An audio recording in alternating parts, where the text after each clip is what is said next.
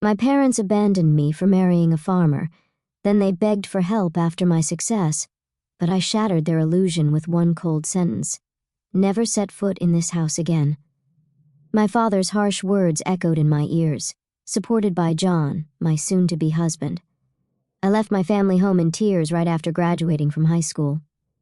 My name is Amy, and now at 36, I am a farmer.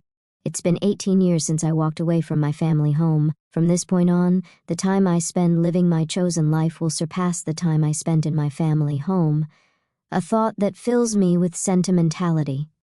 Our family home was in the city, with my father working in a corporate job and my mother as a stay-at-home mom. It was a family of 4, including my elder brother, born a year ahead of me.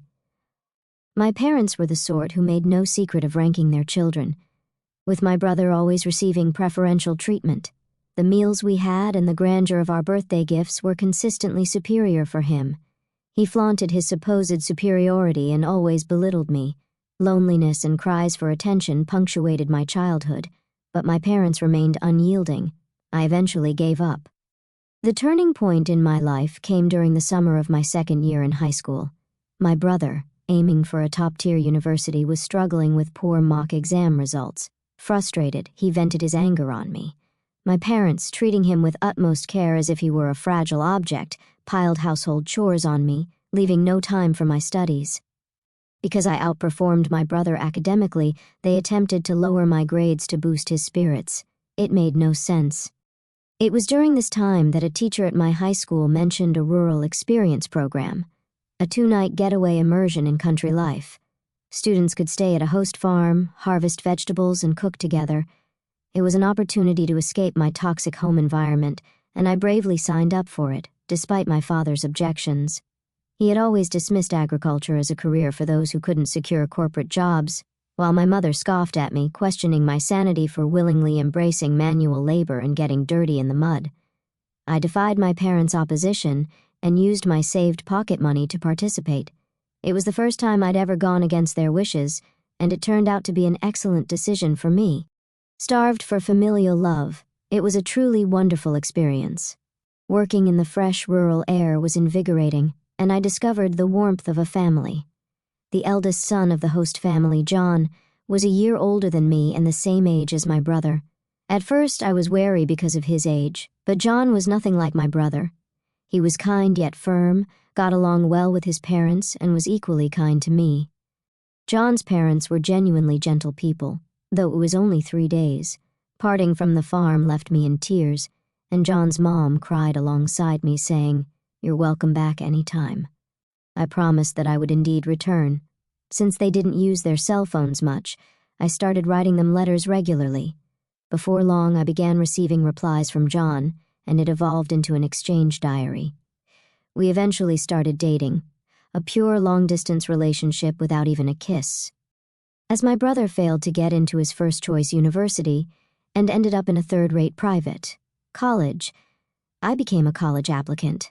However, my parents pressured me to get a job instead of pursuing higher education, claiming women didn't need an education.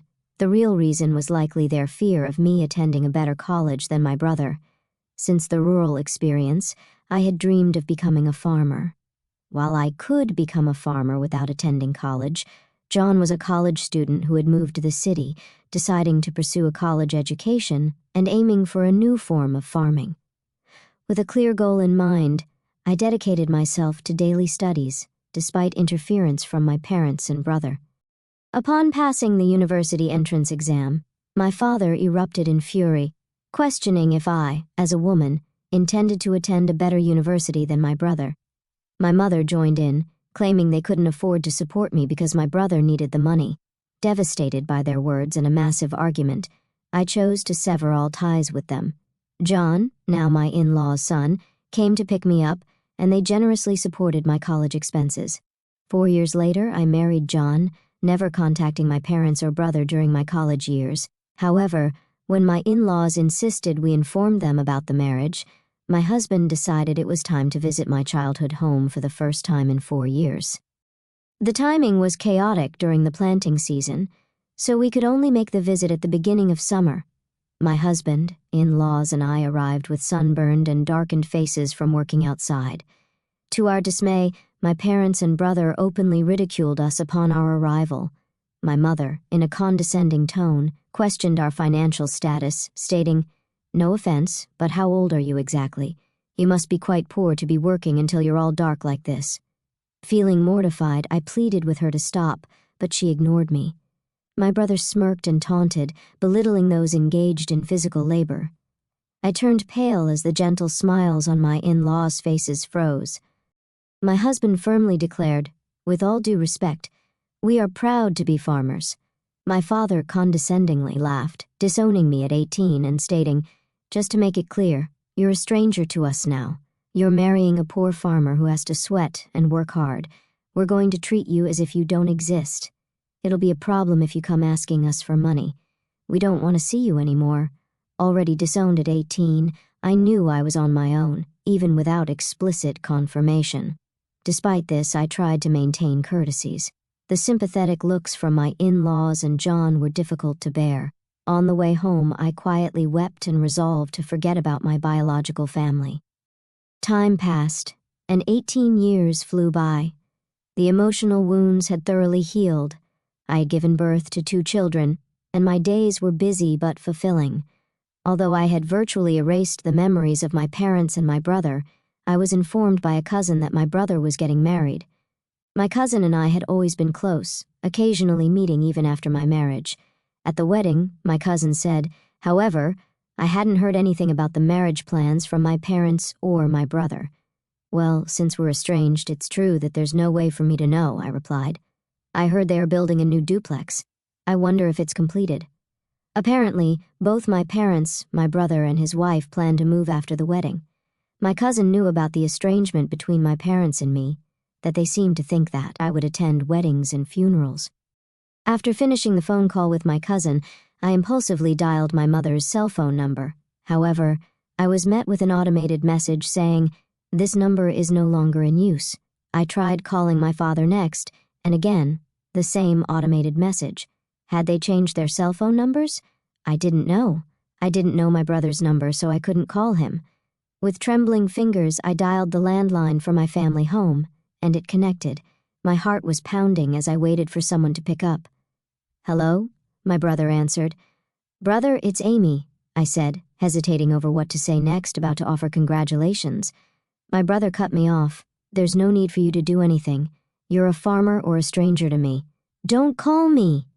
he yelled and hung up the phone. I rushed to call him back, only to find that I was already blocked. This was harsh. No matter how much he hated me, we were still family, and it hurt to be rejected like this. Seeing my distress, my husband was concerned and gently asked, "What's wrong? Did something happen?" I couldn't hold back my tears any longer, and when I told him about the conversation, both my husband and my in-laws were as furious as if it had happened to them. "Your home is here, Amy. Your family is with us," my mother-in-law reassured me. Her words moved me to tears, and I wished she was my real mom. She cared about me much more than my blood-related mother ever did. My father-in-law said, comforting me, "You're happy now, that's all that matters. No need to get hurt. The one who laughs is the winner," he added. My husband chimed in, saying, "Let's take them as a bad example, and make sure we don't turn out like that, even for our children." Not knowing the situation, he hugged me tightly. "Thank you, everyone," I said, feeling warmth in my heart and realizing how happy I was now, even though I wasn't blessed with a supportive biological family. However, things took a drastic turn when my business was featured on national television. My in-laws, originally large-scale grain farmers in the American Midwest, who also grew a wide variety of vegetables and fruits, had a lot of produce that didn't meet the standards. I had studied food business in college and spent a lot of time figuring out how to sell all the produce without waste. Backed by the local farmers union, I started an online business selling jams, juices, and pickles made from slightly damaged fruits and vegetables that couldn't be sold as they were. My business was a huge success. It was a hit with moms who wanted to feed their children safe, domestically produced food, and seniors. The demand for nostalgic homemade pickles from those who cherished the taste of yesteryears led me to build a company. I collaborated with young women like myself who had married into farming families and unemployed individuals. Over time, it flourished into a $5 million business. Our success story garnered an in-depth report, and following the TV broadcast, we received a deluge of attention, orders, and inquiries. Amidst the constant ringing of both the company's phone and my personal smartphone, an unknown number caught my attention. Without much thought, I picked it up, only to discover it was my estranged brother. It appeared he had seen the national television feature on my success and wanted to borrow money to start a business. Swiftly and firmly, I rejected his request. Undeterred, my brother persistently screamed over the phone, urging me to stop arguing and give him the money, asserting that if a woman like me could start a business and make money, he was bound to be successful. The irony struck me. This was the same brother who had previously declared me a total stranger when I was just a simple farmer. Instead of responding to his pleas, I questioned him about why they hadn't informed me about the move. His surprising answer revealed that my brother's wife, a city girl, had influenced the decision to cut ties the moment my name was mentioned. An insight into her character led me to believe she shared the traits of my brother and parents. A few hours later, an unknown number called again, revealing itself as my father. He demanded an explanation for why I, a woman, was a boss and accused me of stealing a man's job. I clarified that both John and my father-in-law were integral to the farming business, and it was only natural, though somewhat convinced. My father questioned why I hadn't contacted them. I reminded him that he had disowned me, promptly hanging up and blocking his number. Moments later, my mother called, demanding money, stating that I was making $500 million a year and should send funds home. I explained that the business generated $500 million in total revenue, after covering expenses and employees' salaries, leaving little left over. My mother accused me of lying, showing no embarrassment and persistently demanding money. Firmly, I asserted that I wouldn't send money to strangers, whether I had it or not, then hung up and blocked her number. I thought that would be the end of it, but I was mistaken. My parents, my brother, and his wife, whom I had never seen before, showed up uninvited at my in-laws' house. My father announced, "Hey, Amy, what do you know? You're the surprise. I'm revoking the disownment." Their desperation for money was astounding. Even my mother-in-law couldn't hide her disbelief and asked, "What on earth is going on with you people?" The discomfort was evident, and my father-in-law and mother-in-law glared at my parents in silence. Even the employees had gathered, staring at my parents with astonishment. It was clear that my brother was not welcome either. But he retorted, "The real blood connections are us. We have the right to share the money you earn too." The woman who seemed to be my brother's wife nodded in agreement with his words. I was seething. "I don't think so. Even though we share a blood connection, there was no emotional connection at all. You treated me like a stranger and abandoned me." The emotional scars from being abandoned by my biological family resurfaced, and I was on the verge of tears once again. Just then, my husband John came and stood beside me. "Amy is now a part of our family. Even without you disowning her, we are perfectly happy. Please go home," he defended me firmly. The employees also spoke out against my parents, saying, "Were you thinking? How rude. There are many people on my side here." As I realized that this was where I truly belonged, I felt profound happiness. My brother grew angrier and yelled, "Shut up, you country bumpkins. You're all low-educated trash. Aren't you supposed to obey what we say in silence?" But John calmly replied, "Well, both my father and I are Ivy League graduates, and Amy has graduated from a well-known agricultural university." This revelation about our educational background seemed to catch my brother by surprise. "Why are you farming despite being graduates of top universities?" He blurted it out. John responded confidently, "Farming is a respectable profession where we can fully utilize what we studied in college." I couldn't help but burst into laughter amidst the tension of the situation. "Brother, you've lost to John in everything," I said, feeling a sense of relief. Perhaps I had been too afraid of my brother and parents. I wanted to make it unequivocal one last time. We are already strangers. I paused for a moment, deliberately shifting to a more polite tone. "So, I can't lend or give money to strangers. Please leave. If you cause a disturbance or act violently, I'll call the police and take legal action. I made it clear that our ties were severed. My in-laws and husband moved closer to me to shield me from any harm that my parents and brother might cause. I was deeply moved by their protective presence, feeling truly cherished. The employees also chimed in, shouting at my parents to leave. My parents, brother, and sister-in-law glared at us with resentment but had no choice but to retreat. According to a story I later heard from my cousin, my brother and parents had attempted to get rich quickly through a business venture, accumulating debts. Instead of seeking financial assistance from me, that arrogant attitude had led to a significant failure, and now they were on the brink of bankruptcy. However, I had no intention of getting involved anymore. For me, my work was thriving, and I was surrounded by a true family, including respectable in-laws, a loving husband, and adorable children. I treasured every day, savoring the joy of life. In the aftermath of the tense confrontation with my estranged family, life continued to unfold in remarkable ways. I found solace and happiness in the warmth of my in-laws and my husband John, who stood by my side unwaveringly. The unwavering support of my new family proved to be the greatest treasure I could have asked for. My business continued to thrive, and I expanded it even further, working alongside my dedicated team. The success of our venture allowed us to explore new opportunities and make a positive impact on the community.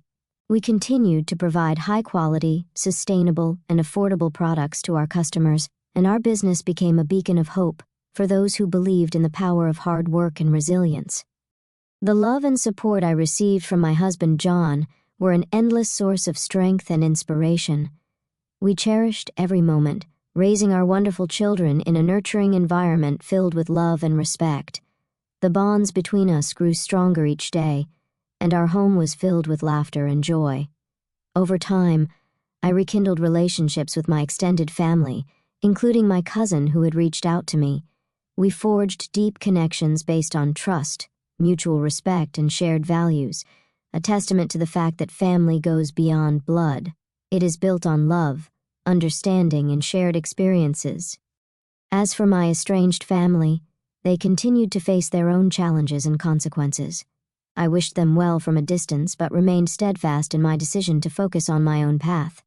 The scars of the past were no longer an open wound but a reminder of the strength and resilience I had discovered within myself.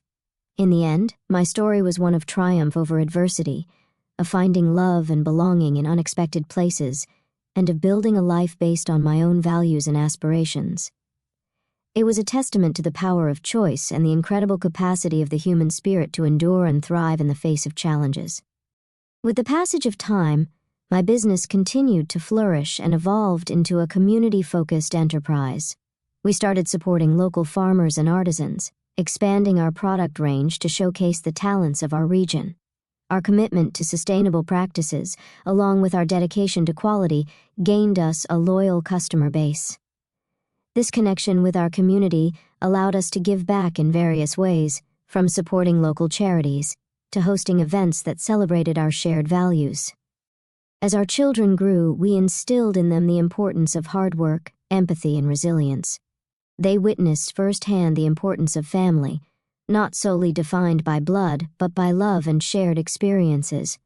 Our home became a sanctuary for their growth and development, fostering an environment where they felt loved, nurtured, and encouraged to pursue their dreams. The support from my in-laws remained unwavering. They were not just in-laws, they were the family I had chosen, and I couldn't be more grateful for their love and acceptance.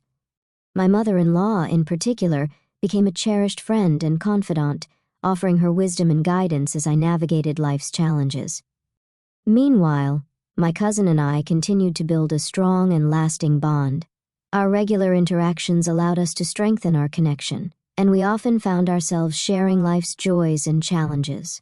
This relationship was a testament to the enduring power of chosen family, where genuine love and understanding prevailed.